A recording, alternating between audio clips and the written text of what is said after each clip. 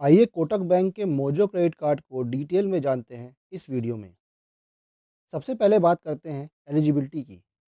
इस कार्ड को 21 साल से 65 साल के बीच के लोग ले सकते हैं। इसके अलावा यह कार्ड सिर्फ अहमदाबाद, बेंगलोर, चंडीगढ़, चेन्नई, दिल्ली, गुड़गांव, नोएडा, हैदराबाद, कोलकाता, मुंबई और पुणे जैसे शहरों में ही लिया जा सकता है। इसके लिए एप्लीकेंट की टोटल इनकम कम से कम 4 लाख रुपए या उससे ज़्यादा होनी चाहिए और वो इंडिया में रहने वाला होना चाहिए। आइए अब बात करते हैं इस कार्ड के फीचर्स की। इस कार्ड को लेने के लिए 1,000 रुपये की ज्वाइनिंग फ़ीस देनी होगी, जो वेव हो जाएगी अगर कार्ड इशू होने के 90 दिनों के अंदर 30,000 रुपये तक की स्पेंडिंग की जाएगी। इसमें हर साल 1,000 रुपये की एनुअल फ़ीस भी देनी होगी, जो वेव हो जाएगी अगर हर साल 1 लाख रुपये तक की स्पेंडिंग की जाएगी।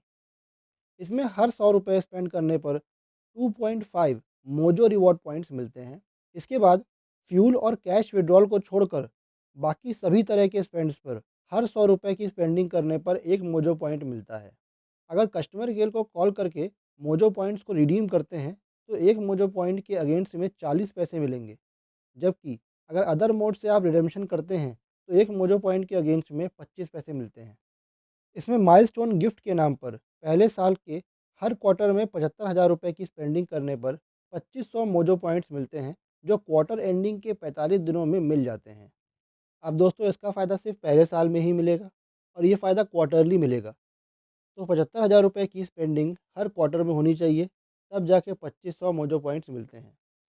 इसमें complimentary airport lounge access programme में भारत के अंदर ड्रीम फोक्स एयरपोर्ट लाउंजेस में कार्ड होल्डर को एक साल में टोटल 8 फ्री कॉम्प्लीमेंट्री विजिट्स की फैसिलिटी मिलती है, जो क्वार्टरली 2 फ्री विजिट्स हैं पर कैलेंडर क्वार्टर। एयरपोर्ट लाउंजेस की लिस्ट आप अपनी स्क्रीन पर देख सकते हैं।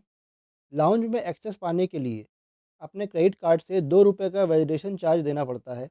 ये फैसिलिटी सिर्फ कार्ड होल्डर के लिए है। कार्ड होल्डर के अलावा कोई भी जाएगा तो वो गेस्ट कहलाएगा, जिसका चार्ज पड़ता है। हालांकि 5 साल से कम उम्र के बच्चे फ्री में कार्ड होल्डर के साथ लाउंज में एक्सेस कर सकते हैं, लेकिन यह भी लाउंज ओनर्स पर डिपेंड करता है कि वो बच्चों की एंट्री पर एंट्री फीस या कोई चार्ज लेते हैं या नहीं। फ्री विजिट्स के ख़त्म होने के बाद या कार्ड होल्डर के अलावा किसी और को लाउंज में एक्सेस देने के लिए चार्जेस देने पड़ते हैं, जो हर लाउंज के अलग अलग होते हैं। इसमें एक कंडीशन ये भी है कि अगले क्वार्टर में फ्री लाउंज एक्सेस की फैसिलिटी के लिए पिछले क्वार्टर में कम से कम 60,000 रुपये के नॉन ईएमआई स्पेंड्स किए होने चाहिए। मतलब जुलाई, अगस्त, सितंबर क्वार्टर के लिए अगस्त, मई, जून क्वार्टर में टोटल 60,000 रुपये की नॉन स्पेंडिंग की होनी चाहिए। इसमें भारत के किसी भी फ्यूल स्टेशन से फ्यूल लेने पर अगर स्पेंडिंग 500 रुपये से 3,000 रुपये तक हुई है तो ट्रांजैक्शन अमाउंट का 1% फ्यूल सरचार्ज में छूट मिलेगी, जो एक एनिवर्सरी ईयर में मैक्सिमम 3500 रुपये तक हो सकती है। यहाँ एनिवर्सरी ईयर का मतलब है कार्ड सेटअप होने की डेट से अगले 12 महीने। एग्जाम्पल के तौर पे अगर कार्ड 2 मार्च 2024 को सेटअप हुआ है तो एनिवर्सरी ईयर 2 मार्च 2024 से 1 मार्च 2025 तक होगा।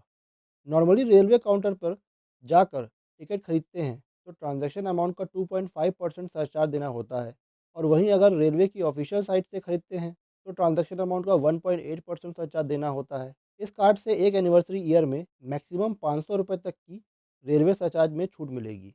यानी कि इन दोनों ही मोड से आप टिकट खरीदें, जितना भी आप सरचार्ज देंगे मैक्सिमम 500 रुपये तक की छूट मिल जाएगी इस कार्ड की वजह से। इसके अलावा outstation cheque processing fee, charge slip request, machine surcharge at ATMs, balance enquiry charges at non parent ATM, duplicate statement request, web pay service fee जैसे चार्जेस भी इस कार्ड में नहीं लिए जाएंगे। इनको भी वेव किया जा चुका है। अब बात करते हैं चार्जेस की।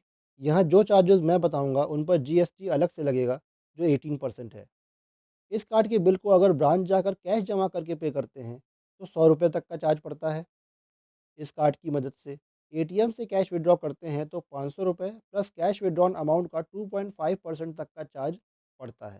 यानी मिनिमम 500 रुपये तो पड़ेगा ही, 2.5% कैश विड्रॉन अमाउंट का पड़ेगा, जो इसमें जुड़ जाएगा। इस कार्ड के यूज्ड बैलेंस पर 3.5% पर मंथ तक का इंटरेस्ट देना होगा, जो एनुअली 42% होता है। इसमें अगर बिल 100 रुपये या उससे कम का है और पेमेंट करने में लेट हो गया है तो कोई चार्ज नहीं कटेगा, लेकिन अगर बिल 100 रुपये से ज़्यादा का है तो 100 रुपये से 1200 रुपये तक का लेट पेमेंट चार्ज कटता है, जो अलग अलग अमाउंट पर निर्भर करता है। इस कार्ड की लिमिट से ज़्यादा के अमाउंट का ट्रांज़ैक्शन करने पर मतलब ओवर लिमिट करने पर मैक्सिमम ₹500 तक का चार्ज पड़ता है। इसमें पेमेंट डिसऑनर होने पर ₹500 प्लस पेमेंट अमाउंट का 2% तक का चार्ज देना पड़ता है। इसमें अगर आप कार्ड को रिप्लेस कर नया कार्ड बनाना चाहते हैं तो ₹100 तक का चार्ज पड़ता है। इस कार्ड में फॉरेन करेंसी मार्कअप फ़ी 3.5% है। अब दोस्तों ये कुछ इंपॉर्टेंट फीचर्स हैं कोटक मोजो क्रेडिट कार्ड के जो मैंने आपको बताने की कोशिश की है। इस कार्ड में बहुत अच्छे कैशबैक ऑफ़र्स मिलते हैं। इसलिए अगर आपका क्रेडिट कार्ड का यूज़ अच्छा खासा है, तो आप इस कार्ड से काफ़ी रिवॉर्ड पॉइंट्स कमा सकते हैं। साथ ही joining fees waiver, annual fees waiver और माइलस्टोन ऑफ़र जैसे बेनिफिट्स का फ़ायदा उठा सकते हैं। बैंक के मुताबिक एक कार्ड होल्डर इस कार्ड से 1 साल में ₹17,000 तक की सेविंग्स कर सकते हैं, अगर सारे बेनिफिट्स का फ़ायदा उठाए तो। यह कार्ड ज़्यादा से ज़्यादा शॉपिंग करने वालों के लिए बहुत अच्छा है। क्योंकि इसमें कम अमाउंट के ट्रांज़ैक्शन पर ज़्यादा मोजो रिवॉर्ड्स पॉइंट मिलते हैं। तो दोस्तों आज के लिए बस इतना ही। मिलते हैं नेक्स्ट वीडियो में। Thanks for watching.